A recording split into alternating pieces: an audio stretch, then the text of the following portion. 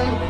उत्तर प्रदेश के उनसे पूछना चाह रहे हैं, अपने आप को महाराज बोलते हैं। ये क्या हो रहा है? तीनों मारने वाले गोडसे की नाजायज औलाद, क्योंकि गोडसे ने भी गांधी को मारा था गोली से, तो ये गोडसे के जानशीन है। और मुझे कहने की इजाजत दीजिए कि ये गोडसे के लुत्फे से पैदा हुए, ये पूरे के पूरे गोडसे के लुत्फे से पैदा हुए।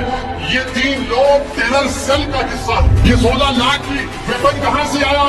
ये गोलियां कहाँ से आई? मैं प्रेस कॉन्फ्रेंस करके 12 घंटे में बोला था कि ये काम करने वाले प्रोफेशनल। अहमद की हत्या को लेकर एआईएमआईएम सांसद असदुद्दीन ओवैसी ने हत्या की साजिश पर सवाल उठाते हुए कहा, इस्तेमाल किए गए प्रत्येक हथियार की कीमत 8 लाख रुपए है। हमने मीडिया रिपोर्ट में देखा है कि हत्या के एक आरोपी का परिवार झोपड़ी में जबकि दूसरे का परिवार एक कमरे में रहता था। फिर उनके पास ये गैर कानूनी पैसे कहां से आए? ओवैसी ने आगे कहा, इन हथियारों को ट्रेनिंग दी गई थी। इससे पता चलता है कि यह हत्यारे गोडसे की नाजायज औलाद है, क्योंकि गोडसे ने गांधी को गोली मारी थी और यह हत्यारे गोडसे के उत्तराधिकारी है। ये तीनों हत्यारे आतंकी सेल का हिस्सा है। ओवैसी ने कहा, मैं यूपी के मुख्यमंत्री से पूछता हूँ, क्या आपको लेटर नहीं मिला था? मरने वाले ने पहले कहा था कि वो यूपी के सीएम और सीजीआई को लेटर भेजेगा कि अगर वो मर जाता है तो जिम्मेदार कौन है? वो हत्यारे आतंकवादी है, वो कट्टरपंथी है, सरकार को उन्हें रोकना चाहिए। असदुद्दीन ओवैसी ने इस प्रोग्राम के दौरान कहा कि डर के मत जियो, मैं तुम्हें कानून के खिलाफ जाने के लिए नहीं कह रहा हूँ, कानून के दायरे में रहकर हिम्मत दिखाओ। हमारे देश में जो हथकड़ी में है उन्हें पुलिस हिरासत में मारा जा रहा है। देखिए, असदुद्दीन ओवैसी के ये जो अल्फाज है इसे गहराई से हमें समझने की जरूरत है। सो दोबारा रिपीट कर देता हूँ, मैं डर के मत जियो, मैं तुम्हें कानून के खिलाफ जाने के लिए नहीं कह रहा हूँ, कानून के दायरे में रहकर हिम्मत दिखाओ। यानी वक्त की नजाकत को अब समझने की जरूरत है। ओवैसी ने आगे कहा कि जब गोलियां चली तो अतीक और अशरफ को घेर कर खड़ी पुलिस ने एक गोली तक नहीं चलाई। ऐसे लग रहा था कि पुलिस दूल्हे की बारात में आई है। सांसद ओवैसी ने कहा, जब मुझ पर गोलियां चलाई गई तो इसी तरह से जीएसआर के नारे लगाए गए थे। आपको याद दिला दूं कि असदुद्दीन ओवैसी को भी उत्तर प्रदेश के अंदर कत्ल करने की बड़ी साजिश रची गई थी और मारने वाले पूरी ट्रेनिंग के साथ आए थे। ओवैसी ने कहा कि हो सकता है कि वो मुझे मारने का एक और कोशिश करेंगे, लेकिन मुझे डर नहीं है। जब तक अल्लाह मुझे जिंदा रखना चाहेगा मैं जिंदा रहूंगा। ओवैसी ने उत्तर प्रदेश की सरकार से सवाल पूछा कि हमारे प्रधान सेवक यानी प्राइम मिनिस्टर मोदी और उत्तर प्रदेश के मुख्यमंत्री के रहते अतीक अहमद की हत्या कैसे हुई? आरोपियों पर यूएपीए के तहत चार्ज क्यों नहीं लगाया जाता? इसका कोई जवाब नहीं है। आगे असदुद्दीन ओवैसी क्या कह रहे हैं, आइए सुनते हैं इन्हीं की जुबानी।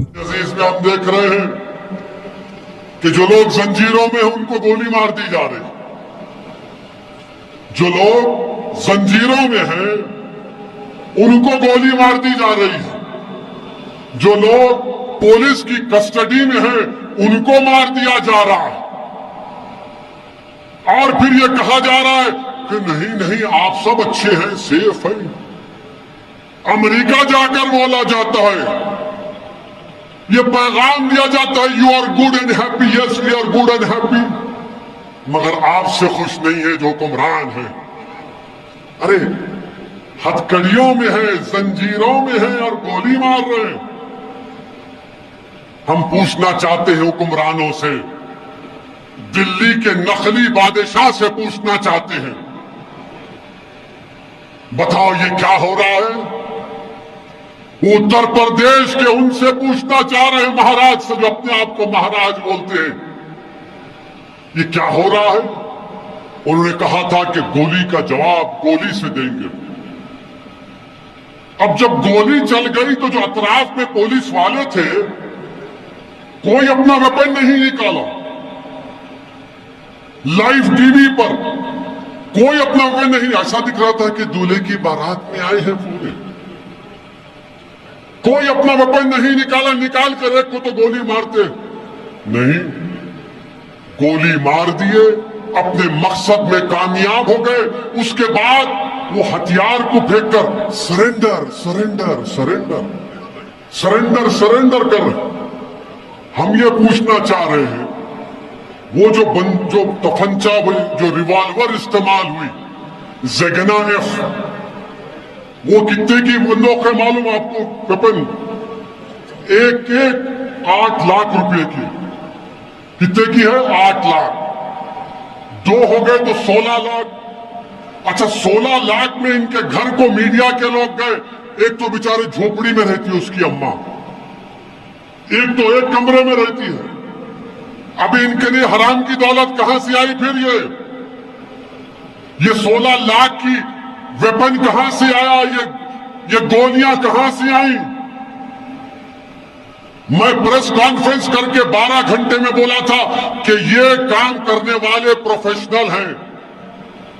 जिस तरीके से मार रहे थे, अगर कोई रिवॉल्वर चलाना जानता है तो वो बताएगा कि जिस हाथ का उनका पोजीशन था, जिनका उनका जिस्म का वजन था, जब गर्दन झुकाकर मार रहे थे, वो बता रहा है कि वो प्रोफेशनल है। मैंने कहा था इस बात को, और 2 दिन पहले हिंदुस्तान टाइम्स के अखबार में एक रिपोर्ट आई कि एक पुलिस के आईजी हैं विजय शंकर सिंह ने कहा कि इनको कम से कम 1 महीने की ट्रेनिंग दी गई थी।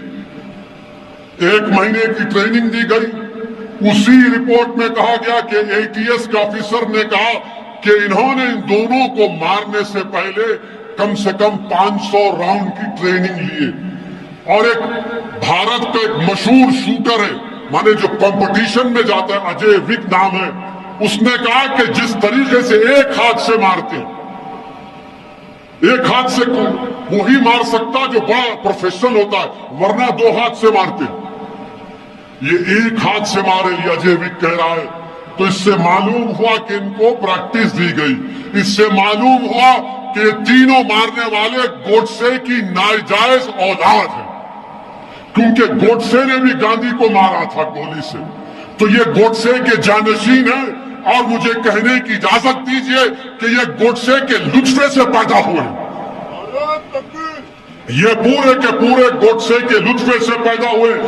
ये 3 लोग टेरर सेल का हिस्सा है। कर्नाटका के भटकाल के अंदर जो है रमजान में शॉपिंग के दौरान, ईद की शॉपिंग के दौरान कुछ अंधभक्तों ने मुस्लिम लड़की को छेड़ दिया, जिसके बाद वहां पर मौजूद मुस्लिम नौजवान गुस्से में आ गए और अंधभक्तों की धुलाई करना शुरू कर दिया। मौके पर पुलिस वाले वहां पर पहुंच गए और पुलिस वालों को लाठीचार्ज करना पड़ा। अंधभक्त पहले भागवा लपटाट के जरिए मुस्लिम लड़कियों को फंसाने की कोशिश करते। जब मुस्लिम लड़कियां नहीं फंसती है, उनकी बात नहीं सुनती है, तो जबरदस्ती मुस्लिम लड़कियों को इस तरीके से छेड़ा जाता है। और पुलिस वाले आते हैं तो उन्हें उल्टा प्रोटेक्शन देते हैं। जी हाँ, उल्टा एफआईआर करने के बजाय भाइयों के ऊपर ही एफआईआर कर देते हैं। कर्नाटक के मुसलमानों ने जिस तरीके से बीजेपी की सरकार रहते हुए भी अंधभक्तों का सामना किया है, मैं कई बार कह चुका हूँ, काबिले तारीफ है। और एक बात ये भी देखी गई है कि कर्नाटका के अंदर काफी बड़े बड़े मुस्लिम लीडर रहने के बावजूद भी ऐसे मामलों में वो पीछे हट जाते हैं, इस पर कोई आवाज तक नहीं उठाते। अब हो सकता है कि उन्हें ये डर होगा कि कहीं हम बीच में कुछ बोल देंगे तो जो है हमारे ऊपर एफआईआर रजिस्टर हो जाएंगे, कोर्ट के पुलिस स्टेशनों के चक्कर कहां पर से लगाए। मुसलमान किसी को लीडर इसीलिए बनाते हैं ताकि मुसलमानों के ऊपर जब जुल्म होता है तो उस जुल्म के खिलाफ आवाज उठाए। और जो भी लीडर मुसलमानों के ऊपर जो जुल्म हो रहा है उसके ऊपर आवाज उठाता है, चाहे वो किसी भी पार्टी से रहे, आप उसे सपोर्ट करिए।